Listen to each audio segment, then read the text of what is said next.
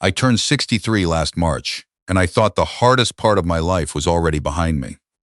I'd buried my wife 11 years ago, raised my son on my own after that, working double shifts at the mill in Sudbury just to keep the lights on and food on the table. I'd done the math 1,000 times. Every hockey registration, every school trip, every pair of boots he needed before winter hit.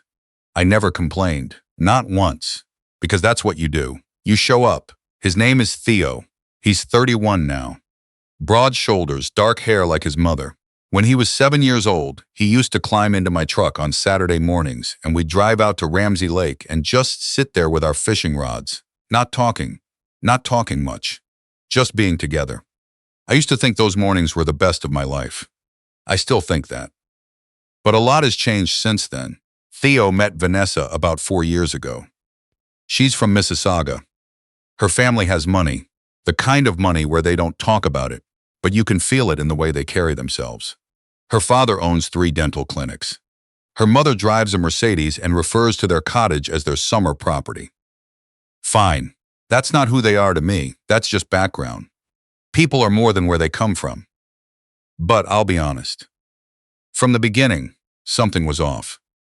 The first time Theo brought Vanessa home for Thanksgiving, she spent most of dinner on her phone. When I asked about her work, she's in marketing, something with social media, she gave me a one-word answer and went back to scrolling. I told myself she was nervous. New family, new house, different world than what she was used to. I gave her the benefit of the doubt. I kept giving her that benefit for nearly 4 years. About 2.5 years ago, Theo called me on a Tuesday night. He sounded stressed, the way he used to sound before exams when he was a teenager, tight voice, rushing his words. He and Vanessa had just signed a lease on a condo in Toronto, near the Distillery District. Nice area, expensive area. The rent was $2,800 a month. Between the two of them, they were managing, but barely. Theo was still building his client list. He does landscaping and property management, works hard, but the income isn't steady in the winter months. Vanessa had just switched jobs and was in a probationary period, so her hours were cut. He didn't ask me directly. He never did. He just laid it out, the way you do when you're hoping someone offers before you have to beg. I said, "How much do you need?" He said, "Maybe just for a few months, Dad, just until things stabilize." I said, "Yes, I'm a pensioner. I get my CPP, a small pension from the mill, and I had some savings I'd been careful with. I could manage $1,000 a month toward their rent without putting myself underwater. Not comfortably, but I could do it." And he was my son. That was the end of the conversation for me. A few months turned into 6. 6 turned into a year. At some point it stopped being temporary help and became just the way things were. The money would leave my account on the 1st of every month, and I'd get a text back that said, "Thanks, Dad," or sometimes nothing at all. I told myself it was fine. I told myself he was busy. The Christmas before last, I drove down to Toronto to spend the holidays with them. It was the first time I'd been to their condo. It was beautiful. High ceilings, new appliances, a big sectional sofa that I later found out cost more than my monthly pension. I didn't say anything about that. We had a nice enough dinner, the 3 of us, though Vanessa spent most of it talking to her mother on the phone from the other room. I asked Theo how things were going financially. Whether the plan was still to work toward getting things on their own. He said, "Oh yeah, definitely. We're getting there." He said it the way people say things when they don't want to get into it. On the drive back to Sudbury, alone in my truck on the 400 with the snow coming down, I remember thinking, something's changed. Something I can't quite name. I found out what it was the following October. I was on Facebook. I know, I'm 63, that's where we are. And one of Theo's friends had posted a photo. It was from what looked like a party. People dressed up, flowers everywhere, fairy lights. A venue I didn't recognize. And there was my son, standing in a suit, and beside him was Vanessa, in a white dress and a veil. I sat with that image for a long time. I scrolled back through their profiles. Vanessa's was mostly private, but I could see a few things. There were posts, going back weeks, engagement photos, a save the date, a countdown, something called a micro-wedding experience at a vineyard in Niagara-on-the-Lake. 47 guests, according to one caption. 47. I was not one of them. I went back and looked at every notification I'd received from my son in the past year. Every text, every call. Not once had he mentioned an engagement. Not once had there been a word about a wedding. Not my son had planned a wedding, invited 47 people, stood at an altar and said vows, and the whole time I was sending $1,000 a month to his Toronto condo. I didn't call him that night. I didn't trust my voice. I didn't call him the next night either. On the third day, I drove to the grocery store, came home, made a pot of coffee, and sat at my kitchen table where his mother and I used to have breakfast. And I thought about everything I wanted to say to him. I thought about it for a very long time. Then I picked up the phone. He answered on the second ring. Hey, Dad, what's up? I saw the photos, I said. There was a pause. Just a beat too long. What photos? From the wedding, Theo. Another pause. Longer this time. Dad, we were going to tell you. It was a small thing. Very last minute, we just 47 people, I said. I counted. He went quiet. Your mother's brother was there, I said. I could see him in the background. You invited your uncle on your mother's side, who you see maybe once every 2 years, but you didn't invite me. Dad, it's complicated. Vanessa's family, they have a lot of people, and the venue had a cap, and when were you going to tell me? We were going to call you, after. We were going to have a dinner or something after. I said the word and let it sit there. Dad, I know it doesn't look good, but doesn't look good, I said. I wasn't raising my voice. I want to be clear about that. I was completely calm. I felt this strange calm that I think was just shock, actually. The kind that comes before the real feeling. Theo, I have sent you $1,000 every single month for 2 years. I have never missed a payment. I have never complained. I have never asked for anything in return. And you got married. You got married and didn't think I needed to be there. He started to say something. I don't remember what it was. Something about the timing, about stress, about how Vanessa's parents were footing most of the bill and there were family politics involved. I stopped him. I'm not going to get into this tonight, I said.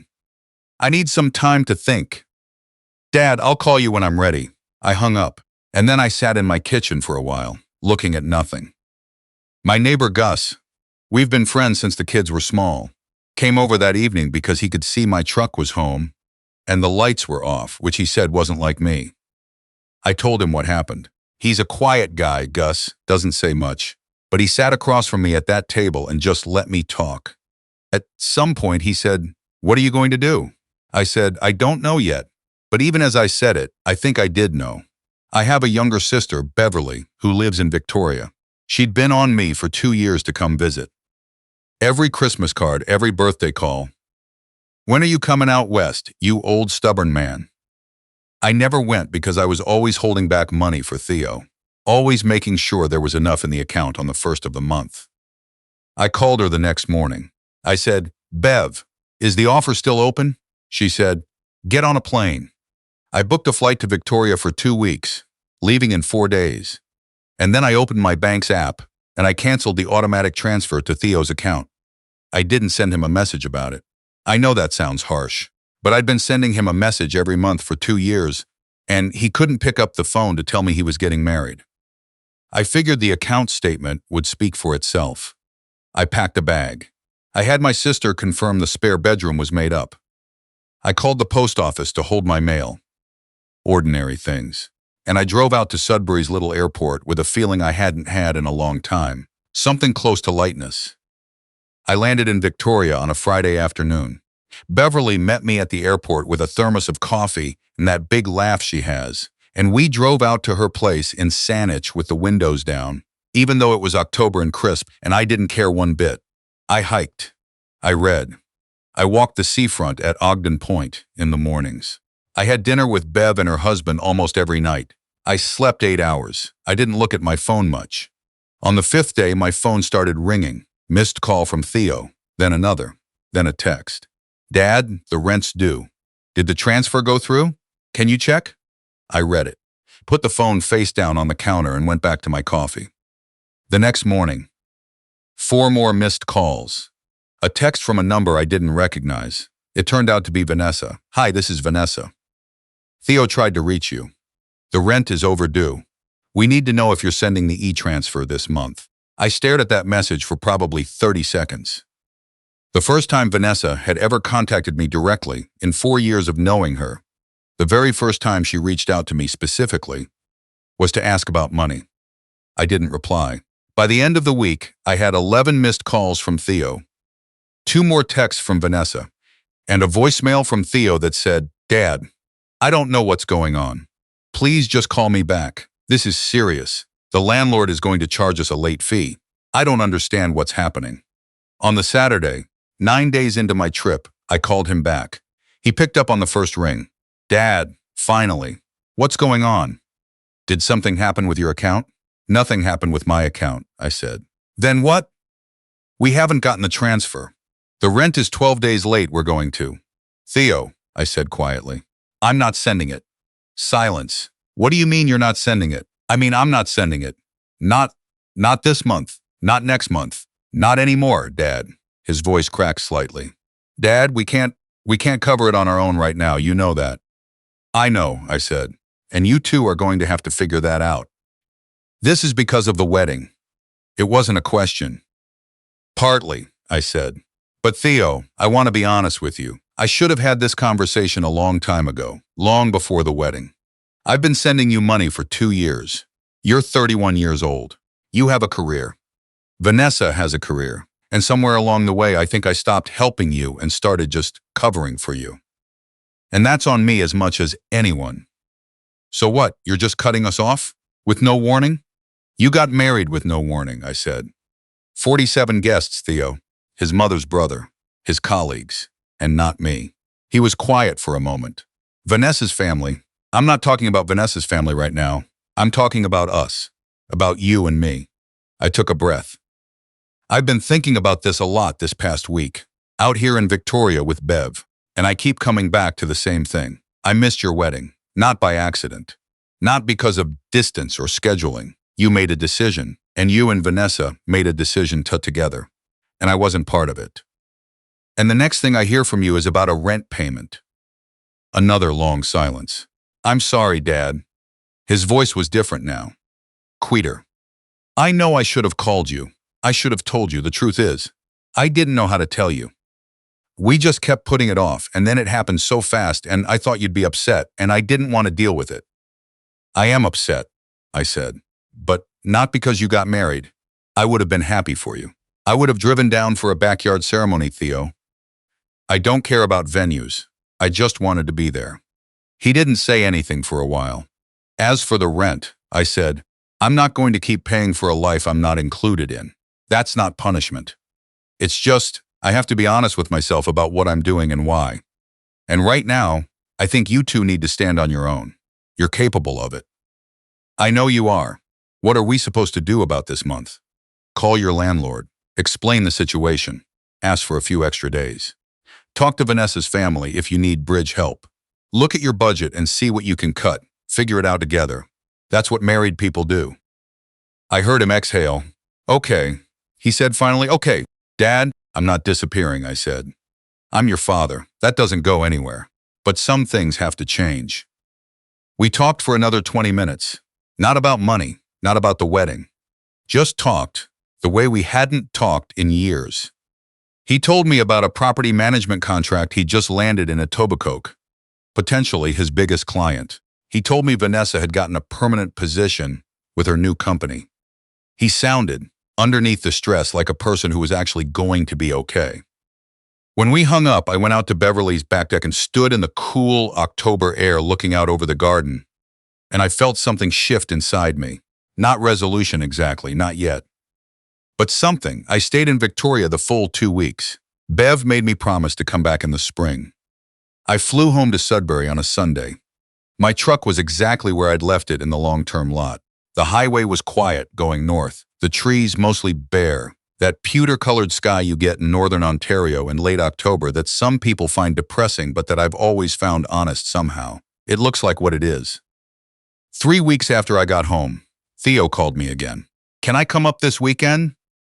"Of course," I said. He drove up alone. Vanessa didn't come, which I didn't comment on. He showed up Saturday morning and we went out to Ramsey Lake the way we used to. November now, cold enough that our breath showed, and we sat on the dock with coffees instead of fishing rods, because the lake had started to ice at the edges. We didn't talk about money. We didn't talk about the wedding right away either. We just sat there for a while. Geese going over. Somebody's dog barking somewhere across the water. The particular quiet of a Northern Ontario morning, the kind of quiet that has weight to it. After a while, he said, "I want you to meet her properly. Vanessa. I want to do it right this time." "I'd like that," I said. "And I want to. I know we can't redo the wedding, but I'd like us to do something. Some kind of dinner or a celebration, when things settle down. With you. Include you." I looked at him. 31 years old, dark hair, broad shoulders like his mother who I still miss, who would have had plenty to say about all of this. "I'd like that too," I said. He nodded and we went back to looking at the lake. "I'm sorry, Dad," he said again after a few minutes. Not rushed, not defensive, just quiet. "I really am." "I know," I said. I meant it. Here's what I've learned, at 63, having raised a son on my own, and worked 30 years at a job that broke my back and buried the woman I loved, and sent money. I didn't really have to a condo in Toronto for 2 years. You can love someone completely and still enable them into not needing to grow up. Those two things can coexist. And untangling them, figuring out where love ends and enabling begins, is one of the harder things a parent has to do, especially when you're doing it alone. Especially when the child is all you have left of a life you built with someone who's gone. But I'm glad I went to Victoria. I'm glad I saw Beverly. I'm glad I stood on that seafront at Ogden Point and breathed cold Pacific air and remembered that I am also a person, not just a bank account with a father's face. And the rent, for the record, was never late again after that. Not because I paid it, because they did.